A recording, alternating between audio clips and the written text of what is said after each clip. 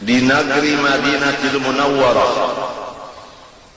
pada tahun 1132 Hijriah lahir seorang cucu Rasulullah SAW yang diberi nama Muhammad bin Abdul Karim, masyhur disebut dengan Sayyid As-Samman,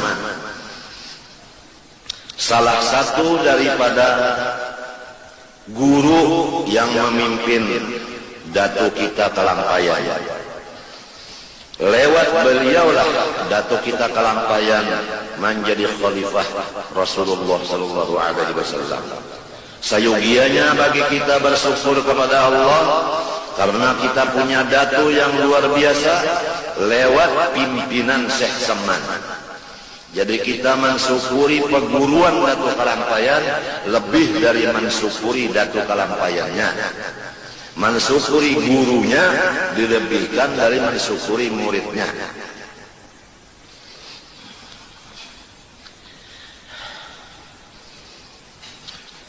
Kemudian beliau diwafatkan oleh Allah di negeri Madinah juga pada tahun 1189, tanggal 2 Hijriyah, tanggal 2 Dzulhijjah, dan dimakamkan di Baqi'il Gharqad berhampiran dengan pekuburan istri Rasulullah sallallahu alaihi wasallam. Beliau mulai dari kecilnya sampai seterus umurnya, hatinya penuh dengan muraqabah dan musyahadah kepada Allah Rabbul Izzah. Itu mulai kecil. Adapun badannya penuh dengan ibadah seperti sholat sunat, bersedekah, istighfar, sholawat kepada Nabiyul Mukhtar, membaca Al-Quran, dan ziarah ke makam Rasulullah dan ke Baqi'il Gharqad. Adapun lingkungan beliau sehari semalaman mulai kecil hanya orang wali-waliullah, orang ulama-ulama Allah, dan orang-orang penuntut ilmu agama. Tidak yang lain dari mereka, tiga golongan itu. Beliau sambil menuntut ilmu kepada ulama-ulama di zaman itu. Beliau menjadi khaddam bagi wali-wali dan penuntut ilmu di waktu itu. Malam hari, setiap malam beliau tidur sedikit. Bangun dari tidur langsung mengambil air wudu, menghadap kiblat, mengerjakan sholat tahajud dan wirid-wirid lainnya seperti istighfar.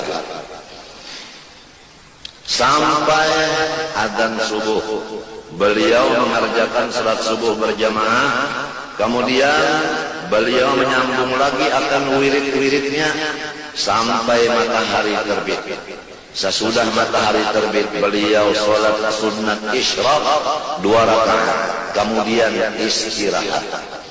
Tepat jam 9 pagi setiap hari beliau melaksanakan sholat akan duha. Kemudian dari itu barulah beliau menyambung amal-amal yang lain seperti menuntut ilmu kepada ulama, seperti menjadi sesuruhan wali-wali, dan seperti menjadi pembantu orang-orang yang menuntut ilmu. Jadi betul-betul beliau seorang sayyid. Karena definisinya sayyid sebagaimana disebutkan, sayyidul qaumi khadimuhum. Sayyidnya kaum itu adalah jongos bagi sekaum itu. Jadi kalau kita tahu yang betul-betul sayyid itu adalah orang yang menjadi jomos. Ada yang jomos ilmu. Kalau kata-kata sekarang, pemerintah itu menjadi jomosnya rakyat. Apa aja bahasanya? Abdi masyarakat. Abdi masyarakat. Sebab masyarakat menggaji setiap bulan pegawai-pegawai pemerintah sampai ke presiden itu kan menggajinya tiap bulan itu rakyat.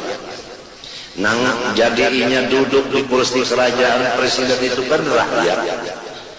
Mengadakan pemilu, ya kalau jadi memang dari orang di bawah maka timbullah orang yang di atas. Ini harus diingat oleh seseorang. Orang yang menjadi guru harus ingat, tanpa ada murid tidak ada pangkat menjadi guru. Oleh sebab itu harus merendah diri seorang guru kepada muridnya. Karena ada murid dia jadi guru.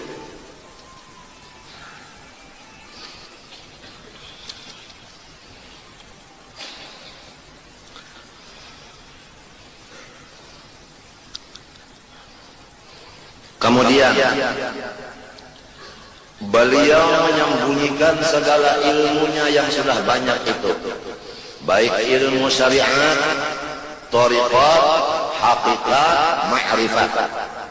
Demikian segala ibadah, baik ibadah yang berhubungan dengan rahasia yang tidak ada hurufnya, yaitu muraqabah, musyahadah, maupun yang ada kelihatan di luar.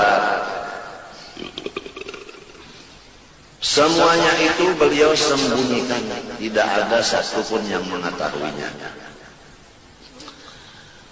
Maka banyaklah manusia yang memohon kepada beliau supaya beliau keluar menghadap masyarakat untuk memimpin keadaan masyarakat di kota Madinah ini, yang di waktu itu kota Madinah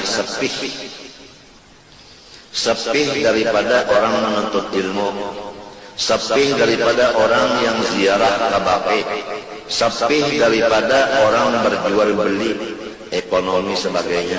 Maka mengharaplah rakyat kepada zaman supaya keluar.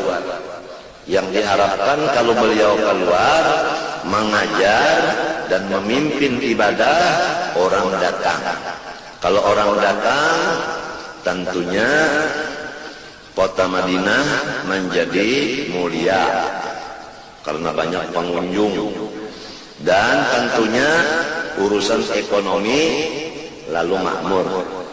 Tapi beliau diam, tidak mau menjawab satu kata pun. Beberapa lama datang izin khusus dari Rasulullah SAW menyuruh beliau keluar menghadap masyarakat dengan dua pekerjaan. Pertama mengajar, yang kedua memimpin ibadah. Nah barulah beliau sesudah dapat izin Nabi keluar mengajar ilmunya dan mengajar ibadahnya. Ilmunya ilmu alat seperti sorot, nahu, fikih, balaghah, mantik, usul fikih, usul tafsir, usul hadis, dan seperti lagi tajwid, dan seperti lagi fikih, tauhid, tasawuf, dan fak lain-lainnya. Mengenai amalan, beliau mengijazahkan beberapa amalan, yang diantaranya adalah thariqat khalwatiyah dan thariqat qadiriyah, disatukan menjadi namanya thariqat sammaniyah, yaitu la ilaha illallah hitungan paling kurang 166 kali, Allah sekurangnya 66 kali, Hud sekurangnya 77.